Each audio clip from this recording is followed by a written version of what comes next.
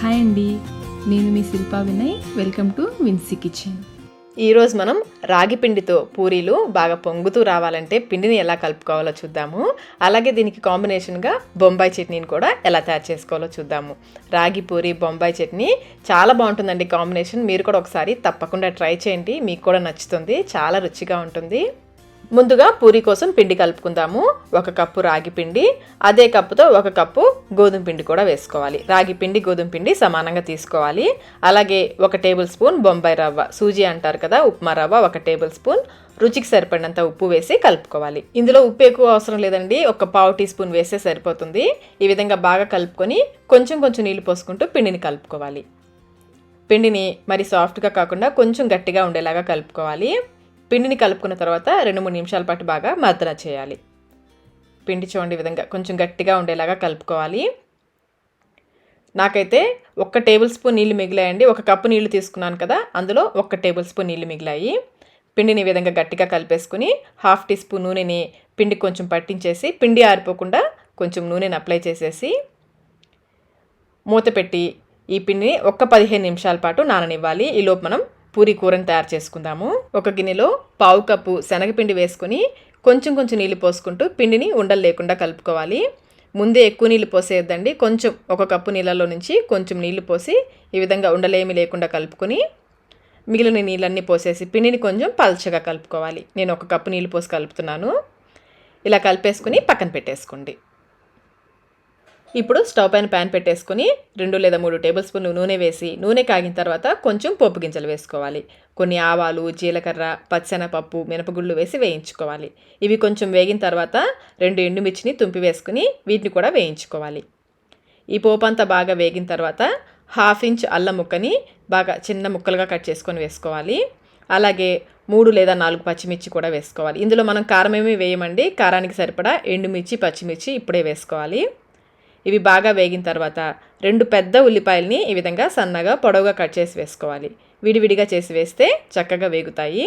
అలాగే కొంచెం కరివేపాకు కూడా వేసుకుని వేయించుకోవాలి. ఉల్లిపాయలు మరి ఎర్రగా వేగాల్సిన అవసరం లేదు, కొంచెం ట్రాన్స్పరెంట్గా అయ్యేంతవరకు వేయించుకోవాలి. వీటితో పాటుగా పావు టీ స్పూన్ పసుపు, రుచికి సరిపడినంత ఉప్పు కూడా వేసుకోండి. ఉప్పు కావాలంటే కొంచెం తగ్గించి వేసుకోండి, చివరిలో చూసి వేసుకోవచ్చు. ఉల్లిపాయల్లో ఉప్పు వేస్తే త్వరగా వేగుతాయి. అలాగే పావు టీ స్పూన్లో సగం ఇంగువ, 2 పఫ్స్ ఇస్తే సరిపోతుంది. ఇంగువ కూడా వేసుకొని ఒకసారి అంతా బాగా కలిసేలాగా కలుపుకొని లో ఫ్లేమ్లో ఈ ఉల్లిపాయలు కొంచెం ట్రాన్స్పరెంట్గా అయ్యేంతవరకు వేయించుకోవాలి. మాడిపోకుండా మధ్య మధ్యలో కలుపుకుంటూ ఉండండి. ఉల్లిపాయలు చూడండి ఈ విధంగా వేగితే సరిపోతుంది. ఇప్పుడు ఇందులో 2 మీడియం సైజ్ టమాటోల్ని చిన్న ముక్కలుగా కట్ చేసి వేసుకుని ఒకసారి అంతా బాగా కలిసేలాగా కలుపుకోవాలి. ఇలా బాగా కలుపుకున్న తర్వాత మూత పెట్టేసి లో ఫ్లేమ్లో ఈ టమాటో మెత్తబడేంత వరకు ఉడికించుకోవాలి. టమాటో చూడండి చక్కగా ఉడికిపోయింది కదా, ఈ విధంగా వేగితే సరిపోతుంది. ఇప్పుడు ఇందులో మనం కలిపి పెట్టుకున్న శనగపిండి మిశ్రమాన్ని వేసుకోవాలి. ఇందులో పోసే ముందు ఒకసారి కలుపుకోండి, లేదంటే పిండి అంతా అడుగు నుండిపోతుంది. ఈ విధంగా బాగా కలుపుకొని ఈ మిశ్రమాన్ని ఇందులో వేసేసుకోవాలి. ఫ్లేమ్ని లోలోనే ఉంచి ఇది ఒకసారి బాగా కలిసేలాగా కలుపుకోవాలి. ఇలా కలుపుతూ ఉంటే ఇది చిక్కగా అయిపోతుంది. కొంచెం ఫాస్ట్గా కలుపుకోవాలండి, లేదంటే ఉండలు కట్టేస్తుంది. ఇలా కలుపుతూ ఉంటే ఈ విధంగా చిక్కబడిపోతుంది. ఇలా కలుపుకున్న తర్వాత ఇందులో తగినన్ని నీళ్లు పోసుకోవాలి. ముందైతే నేను 1 కప్పు నీళ్లు పోస్తున్నాను. ఇప్పుడు ఫ్లేమ్ని మీడియంలో పెట్టేసుకోండి. మనకి కావాల్సిన చిక్కదనాన్ని బట్టి ఇందులో నీళ్లు పోసుకోవాలి. ఇంకా మనకి చిక్కగానే అనిపిస్తుంది కదా, నేను మరొక కప్పు నీళ్లు పోస్తున్నాను. సరిపడా నీళ్లు పోసి శనగపిండిని ఉడికించుకోవాలండి, లేదంటే శనగపిండి పచ్చివాసన వస్తుంది. మొత్తం ఇక్కడ నేను 3 కప్పుల నీళ్లు వాడాను. 1 కప్పు నీళ్లతోనేమో పిండిని కలిపాను.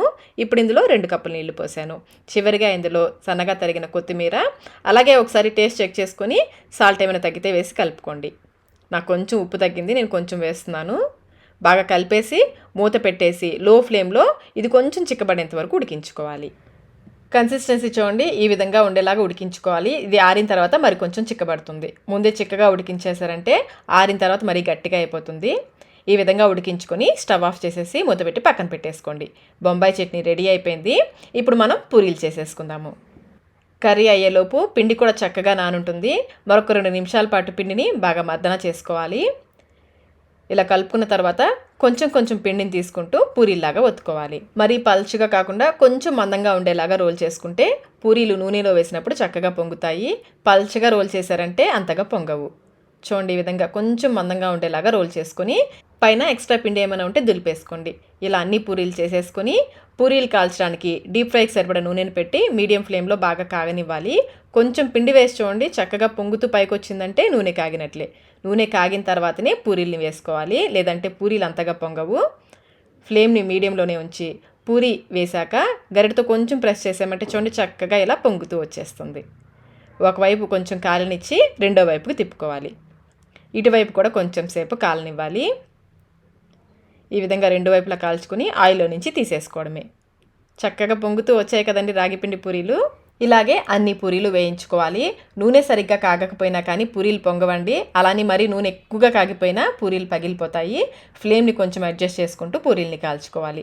మీకు పూరీలు వద్దు అంటే డీప్ ఫ్రై చేసిన ఐటమ్స్ వద్దనుకుంటే ఇదే పిండితో చపాతీ కూడా చేసుకోవచ్చండి. చపాతీలో కూడా ఈ బొంబాయి చట్నీ చాలా బాగుంటుంది. ఇడ్లీ దోశల్లో కూడా ఈ చట్నీ బాగుంటుంది. వేడి వేడి పూరీలు బొంబాయి చట్నీ తినడానికి రెడీగా ఉన్నాయండి. టేస్ట్ అయితే చాలా చాలా బాగుంటుంది. మీరు కూడా ఒకసారి తప్పకుండా ట్రై చేయండి. ట్రై చేసి మీకు టేస్ట్ ఎలా అనిపించిందో మాకు కమెంట్ రూపంలో తెలియచేయండి. ఈ వీడియో మీకు నచ్చినట్లయితే లైక్ చేయండి. మీ ఫ్రెండ్స్కి ఫ్యామిలీ మెంబర్స్కి షేర్ చేయండి. Thank you.